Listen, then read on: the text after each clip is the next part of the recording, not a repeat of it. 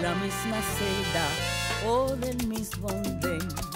Con dos que alcancen el tope de la subasta, con dos que bailen sin casa en el mismo tren, con dos que resulten ser de la misma casta, solo con dos que entre tantos ecos se digan quién, con dos que se nos parezcan en la canasta, con dos que tengan el alma como de 100, con dos que se quieran bien, con dos que se quieran bien, con dos que se quieran basta. Muy buenas noches. Estamos en Con dos que se quieran tres, es decir, tercera temporada, ahora aquí en los históricos estudios de Legrén. Antes de presentar a mi invitada de hoy, quisiera hacerles una pequeña historia de cómo la conocí. Un buen día yo estaba con ganas de fumarme un tabaco, un habano, y había terminado en un restaurante y al lado había un lugar, un expendio de tabaco. Y entré a comprar un tabaco. Ella se me acercó y me lo regaló, aquel tabaco. Esa secuencia empezó a ser cada vez más frecuente. Yo iba y le decía, muchacha bella, ¿podría regalarme un tabaco? Y un tabaco llamó a dos, y de vez en cuando alguno de los tabacos que ella tenía para ella, de fumadora también, de habano, de tabaco, me lo fue regalando. Y un día, con esa curiosidad que yo tengo por todo, la escuché, que llegaban unos turistas y ella les respondía en inglés, pero también en francés, pero también en ruso, y un poquito en alemán. Y otro de esos días le pregunté su historia.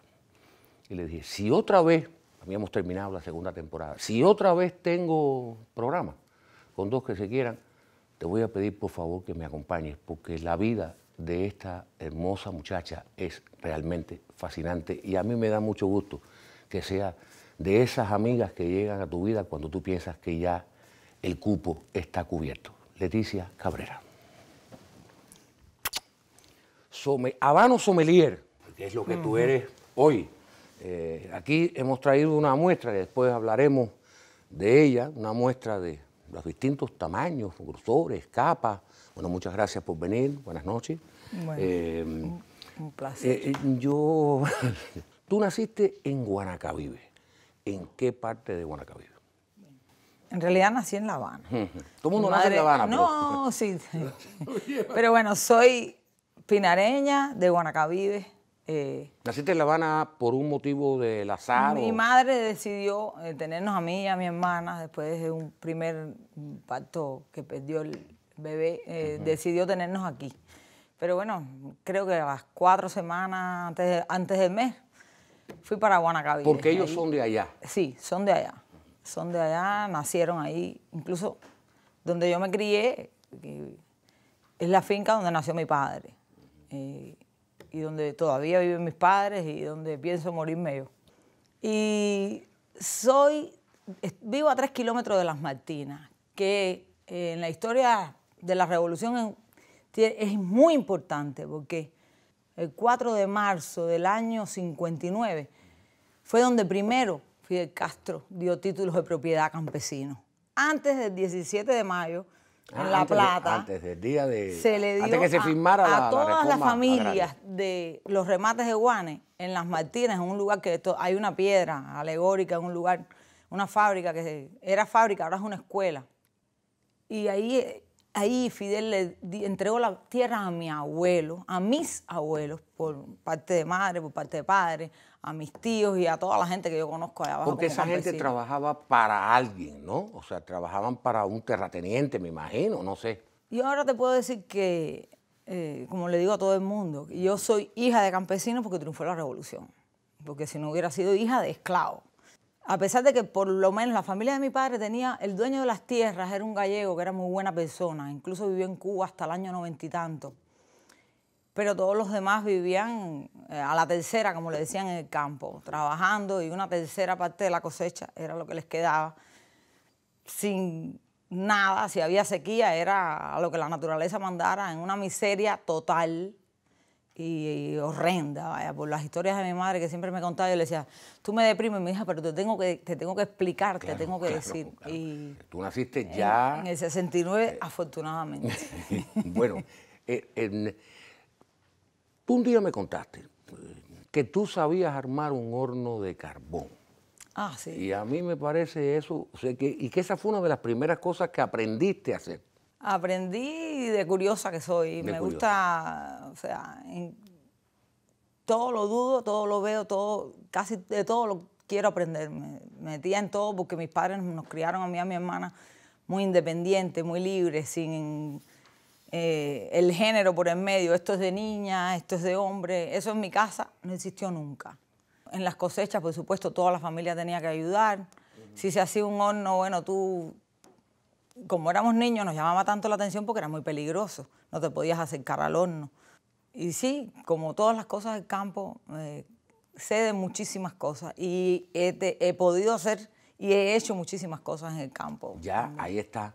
Pero yo me trato de imaginar a la niña Leticia y a su hermana, y a tu hermana, en el campo formando parte de la naturaleza. Porque hay gente que nace en el campo, que vive en el campo y nunca se incorpora a la naturaleza. Porque cuando tú dices al principio de la entrevista, yo nací en Pinas del Río y me voy a morir en Pinas del Río. O sea, evidentemente hay un amor por ti muy especial por ese entorno.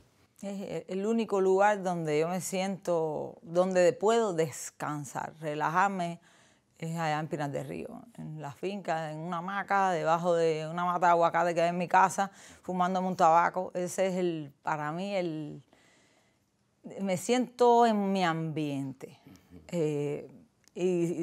Afortunadamente nosotros no nacimos en un pueblo de campo, nacimos en una finca que colinda con la floresta, con la selva de Guanacavive. O sea, no había, cuando se terminaba la parte cultivable de la finca, que tiene bosque también, lo que viene es el monte, el monte. El monte donde yo me iba a buscar caimitos, a cazar palomas, con jaulitas que preparaba yo misma, a montar a caballo. Ese era un regalo que me hizo mi abuelo cuando cumplí 8 años. Un caballo, yo creo que es el mejor regalo que me han hecho en mi vida. El pobre caballo ya cuando me veía me tiraba mordidas porque ya lo tenía loco. Lo tenía loco, le lavaba hasta los dientes, increíble. Y mi padre me enseñaba a manejar, le agarraba su carro por toda la finca. Y a veces parecía que el carro andaba solo, lo mortificaban y le decía, ¿tu carro anda solo? Porque como ya te digo, nos criaron libres. Mis padres son unos campesinos atípicos.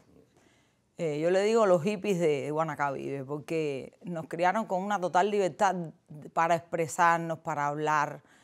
Me recuerdo que a nosotros, a mí y a mi hermana nos dejaban salir hasta las 12 de la noche y a todos los demás, hasta los varones tenían que irse a su casa temprano.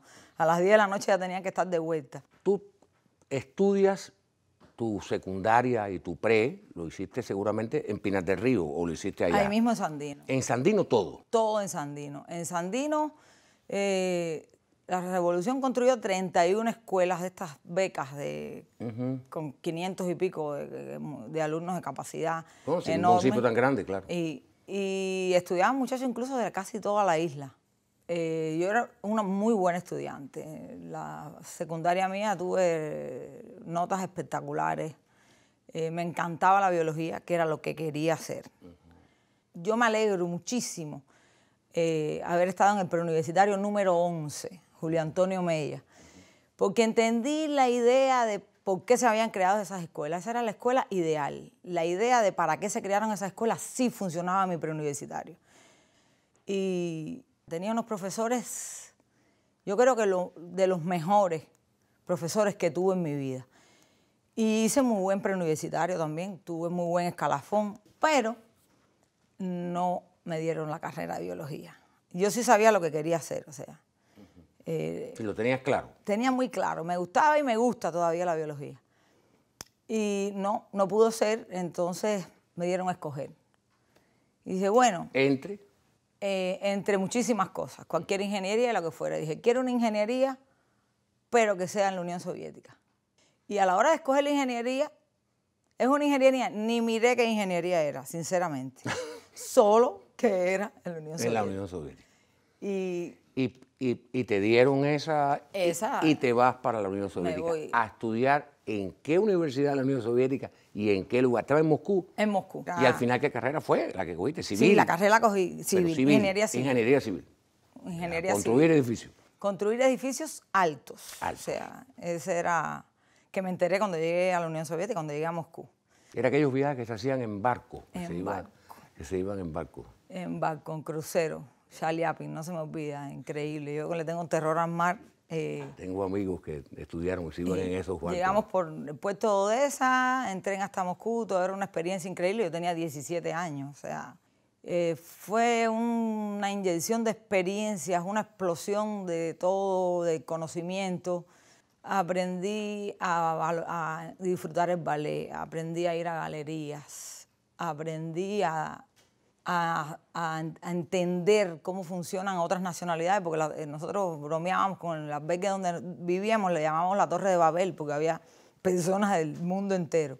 Quiere decir que tu acercamiento, qué curioso, que tu acercamiento a la cultura se forma bajo una cultura que no es la cubana. O sea, tú comprendes lo que es el ballet y lo que es, me imagino que habrás estado en los grandes museos, el teatro. Los grandes museos, todos. Todos. Obras de teatro.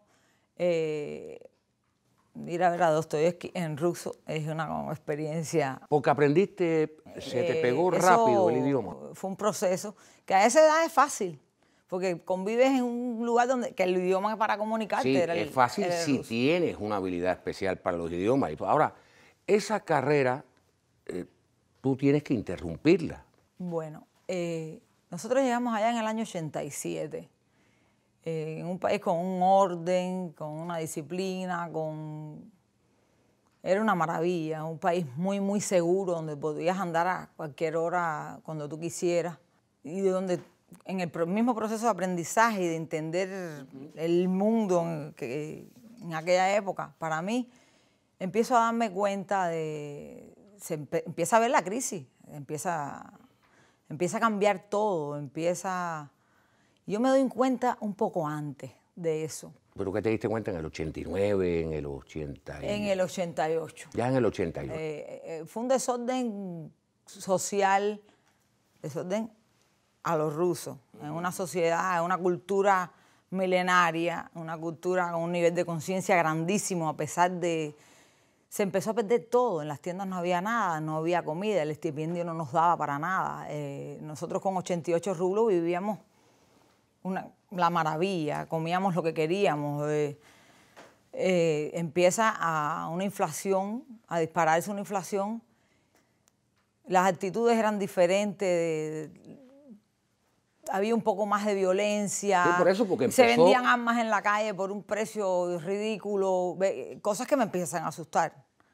Dije, yo no quiero vivir aquí. Ya había muchos compañeros míos que decidieron quedarse, casarse, y yo decidí volver. Y cuando tú llegas a Cuba, bueno, ya llegaste, pero llegaste y no quisiste civil. No quise civil.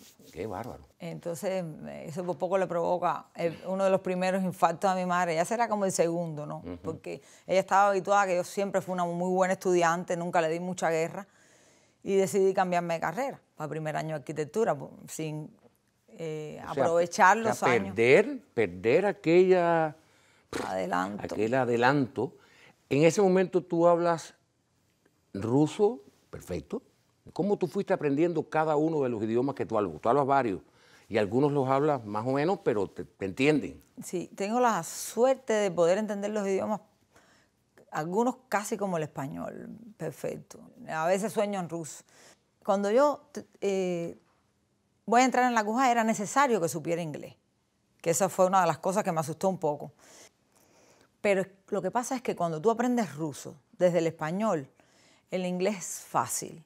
O sea, yo no tengo muy buen oído, me encanta la buena música, no creo que tenga buen oído, pero se me da fácil. Para los idiomas, parece sí, que es entonces, las ganas de comunicar. O sea, es español, es un poco de francés, es ruso, es inglés Y si llega un alemán, me imagino que también te será... Entiendo bastante. También te será fácil. Un buen día, ¿qué pasó con la CUJAE? Bueno, la CUJAE fue un soplo de aire fresco total porque tuve la suerte de conocer muy buenos amigos, que son mis amigos hoy todavía.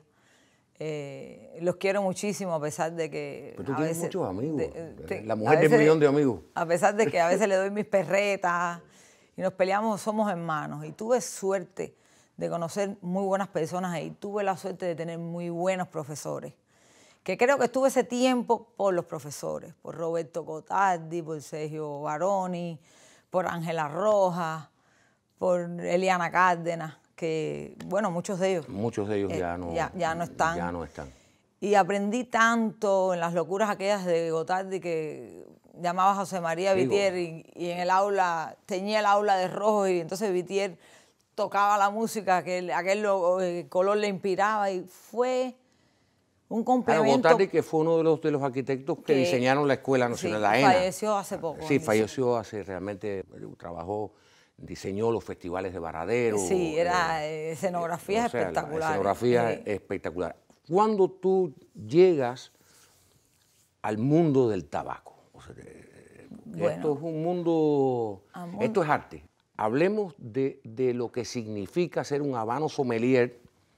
Sommelier, me imagino que es un catador, ¿no? Sí. Un catador. Los hay de vino, los hay de café. Sí, el término es el vino, pero se ha expandido Se ha a otra... expandido a otra. ¿Qué te lleva a ti a este mundo?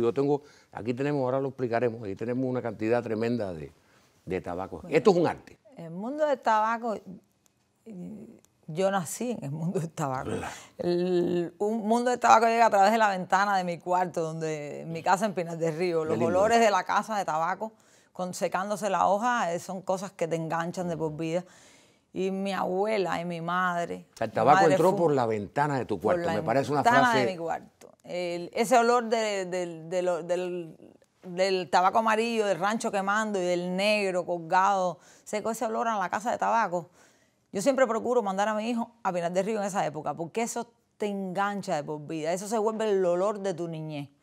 Los olores de mi madre que fuma tabaco. Claro. O sea, era algo natural, es algo que está en la sangre, eso está en tu subconsciente. O sea, ya estás, pero tú llegas a un momento que dices, bueno, yo voy a trabajar vinculado directamente al expendio de tabaco. Y cualquiera podría pensar que tú terminas llegando a un lugar donde venden tabaco, donde la gente fuma, y sin fumar tabaco y sin tener ningún mundo del tabaco, decir, bueno, me los aprendo de memoria, y cuál es lo que tú quieres, tanto, uno puede darme tanto, te pago.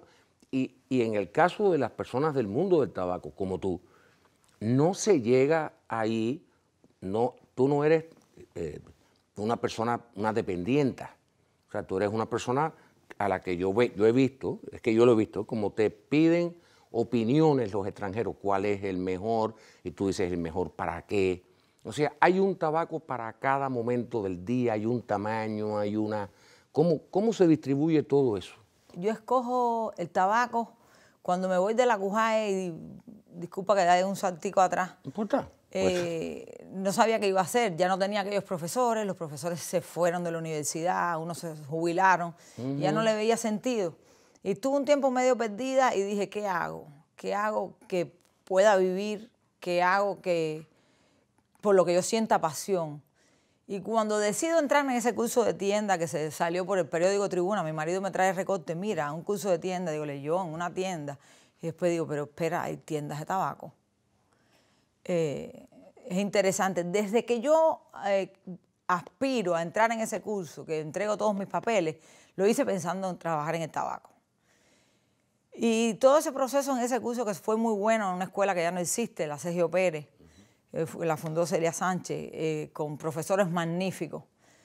Empecé a ir a las fábricas de tabaco, a la fábrica H-Human, que ya no existe. Bueno, la fábrica en el edificio antiguo, bueno, la fábrica como fábrica H-Human, ahora la localizaron en otro edificio, pero esa ya no existe. Con Toledo. Toledo tenía 70 y tantos años en aquel entonces y había comenzado a trabajar en la fábrica con 10 años de aprendiz. Y Era el dueño de la yo fábrica. tenía mucho conocimiento del campo, mucho conocimiento de la fermentación, que es cuando se cura la hoja, todo ese proceso con mi abuelo. Y mi abuelo era un hombre muy parco, descendiente de isleño. Mi abuelo paterno, que es la finca donde vivíamos nosotros. Y creo que los mejores recuerdos que tengo yo con mi abuelo es con el tabaco, cuando él escogía las plantas más lindas, las dejaba que crecer los botones, las flores, para recoger las semillas. Y yo lo ayudaba, él me ponía sobre sus hombros y yo con una tela de mosquitero protegía aquellas flores para que no hubiera polinización, para que no se... porque esas eran las que él recogía para los semilleros. Claro. O sea, del proceso del campo yo lo sabía todo. Sí, pero te faltaba el industrial. Pero me faltaba el industrial. Y fuimos a ver a Toledo, Joana, una amiga mía y yo, así, y cuando vio el interés que tenía, ya eso se volvió, las visitas mías a Cheúman fueron asiduas. Porque cuando terminé ese curso, decido irme a trabajar hasta Guanabacoa, lejísimo.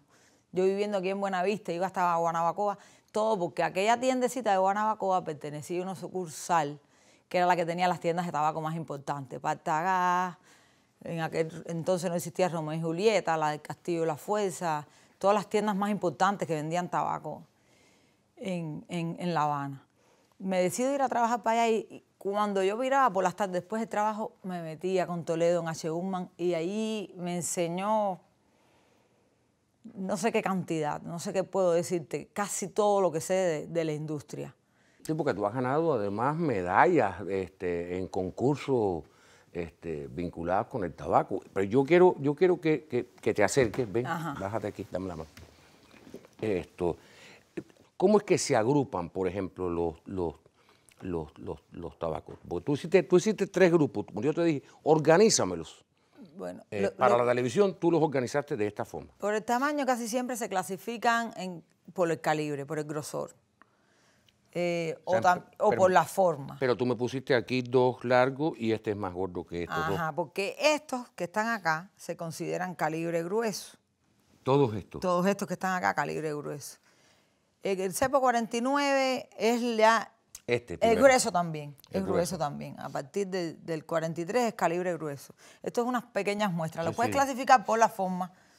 Este tamaño que la gente le llama el tabaco Speedy Valdés, que es el nombre de este tipo de tabaco, la vitola era perfecto. Tenía 2 puntas. Ahora le llaman doble figurado. El que fumaba Churchill, ¿cuál era? Churchill fumaba este tamaño, una Julieta número 2. En el tabaco, en la fábrica, los torcedores al tamaño le ponen un nombre, que se le llama nombre de galera. Y el nombre de salida es el que le da cada marca. O sea, este tamaño, que se llama Julieta número 2 para los torcedores, en casi todas las marcas es Churchill. Porque Winston Churchill solía usar este tamaño, esta vitola. Vitola es el nombre del tamaño. O sea, el tamaño. Es como se llama el tamaño del tabaco. Y también hay una diferencia de colores que tiene que ver con lo que está dentro o solamente con la capa exterior. El tabaco es como la gente. A veces luce bonito y está malo y a veces luce feo y está bonito. No, cada marca tiene una tendencia de color. No es exactamente todo el mismo color, pero por ejemplo, la línea de Cohiba es clara, a no ser la línea madura, que ya es una capa más oscura, que se obtiene de una forma diferente en el campo, en la industria. Pero bueno, hay un rango de aceptación. Fidel, por ejemplo, cuando fumaba, dejó de fumar teniendo 50 años, quiere decir, por ejemplo, el comandante en jefe, ¿cuál fumaba? Casi siempre. Sí. Fumaba diferentes vitolas. Ese es mi recuerdo personal de verlo. Ahí está, es el tuyo, la pregunta. Muchísimas veces los veías con Lancero, muchísimas veces los veías con el Trinidad Fundadores, que es el mismo largo, pero un poquitico más grueso. Esto es un cepo 38. 38 es una medida, es una forma de medir de los ingleses. Es una pulgada dividida en 62 partes. Ya. Y esto es 38 partes de una pulgada dividida en 62. O sea, cepo 38. El Trinidad es un poquito más grueso. Fidel casi siempre que se veía fumaba, pero fumaba muchos tamaños. Siempre. ¿Cuál es el que tú, cuando tú fumas, cuál es el que tú escogerías? Por ejemplo, si tú me dijeras, mira, Mauri, yo te quiero regalar un tabaco. Es decir, en televisión no se puede fumar, todo el mundo lo sabe. Y además seríamos acusados de incentivar malas costumbres. Esto es un arte. Pero es nuestra cultura. Es parte esencial de la cultura cubana. Es parte del alma de este país. Esto es Cuba. Esto es Cuba. La incipiente clase obrera cubana eran los torcedores de tabaco y los estibadores del puerto. Fue el único espacio que nos dejó la colonia y la neocolonia. Y es parte de nuestra idiosincrasia, es lo que primero compulsó al cubano a votar un capitán general de la isla, como lo votaron los vegueros de Santiago de las Vegas, que después les costó la vida. Fue tener la posibilidad de hacer con el tabaco, que era excepcional de nuestra isla, lo que quisiéramos, porque era nuestro, como lo es nuestro hoy, gracias al 59, al 1 de enero del 59.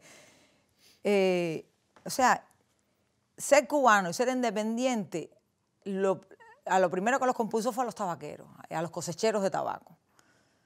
Y es parte de nuestra espiritualidad. Y es una cosa que representa a Cuba en el mundo entero. Ahora, ¿cuál es la diferencia?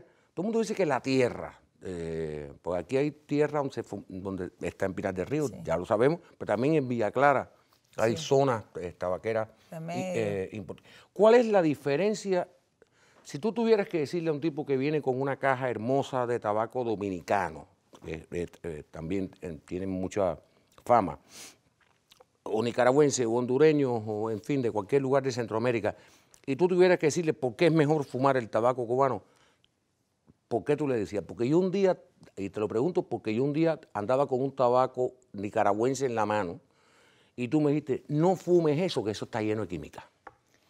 Esa es la tendencia de la industria, usar química, pero bueno, ya entrar en ese... No, solamente te digo, ¿por qué tú recomendarías que si vas a fumarte un habano, fumes el cubano? Pues se lo digas a un extranjero. Primero, no porque tantas miradas no pueden estar equivocadas. Tanta gente con buen gusto no puede estar equivocado. Sí.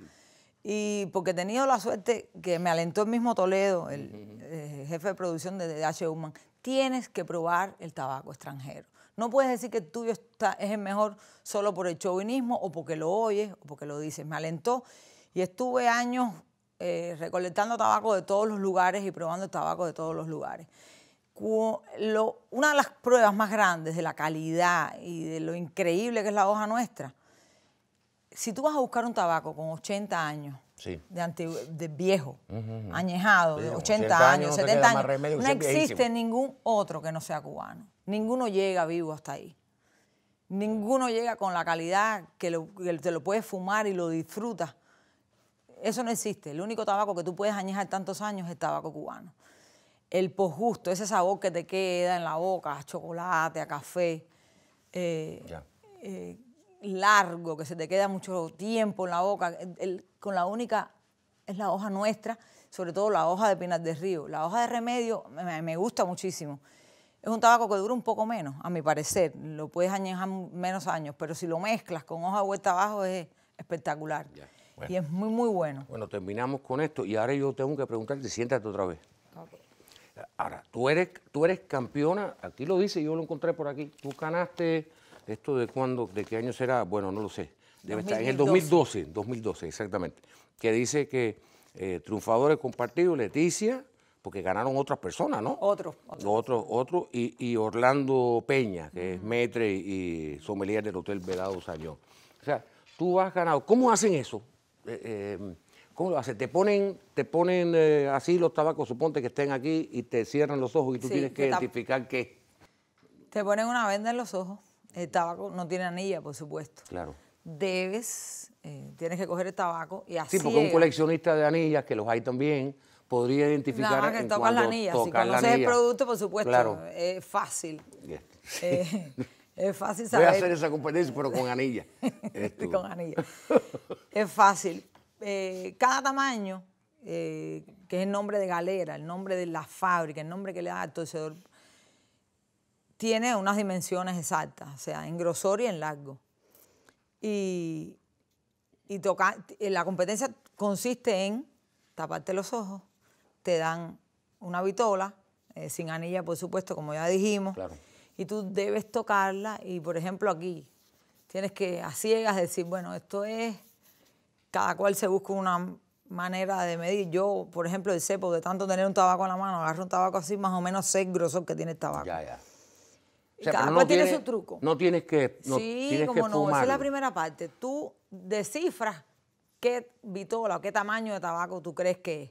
Y a ciegas escribes, por ejemplo, esto es una corona gorda, escribes la medida del grosor, 46, y el largo. Después viene la parte interesante, porque este mismo tamaño existe en diferentes marcas. Claro. En Cohiba es siglo IV, en H. Upmann es Magnum 46, en Juan López es selección número 1, así. Todas las marcas, este mismo tamaño tiene diferentes ligadas, diferente mezcla dentro, diferente proporción de hojas de diferentes partes de la planta, que en eso consiste hacer un tabaco más suave o más fuerte.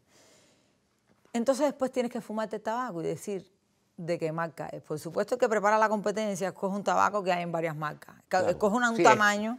Eso puede durar ¿cuántas horas dura eso? Eso dura un Dura rato. porque la parte de reconocer el tamaño de la vitola es rápido. Eso Lo es rápido, escribe cuando sí, lo- pero cuando fumárselo no. Fumárselo no. Y te pone, por ejemplo, nosotros ponían 3 tabacos y tenías que fumarlo, decir que vitola es. Por ejemplo, la competencia yo sinceramente la gané, hubo un tabaco que podía ser o un Partagás, o podía ser un Ramón Allones, o podía ser un Bolívar. ¿Por qué?